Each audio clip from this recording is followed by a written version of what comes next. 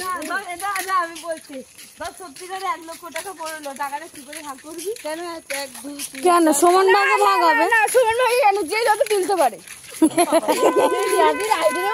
বাবা আমরা অনেক দূরে আছি। হ্যাঁ যা জোরে জোরে যা বাবা।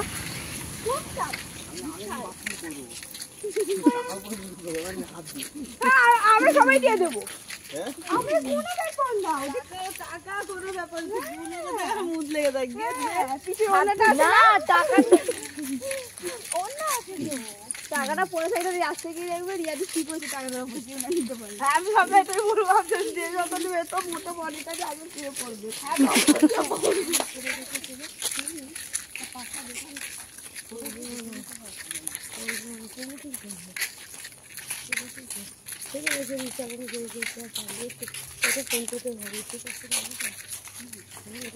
এই বড়টা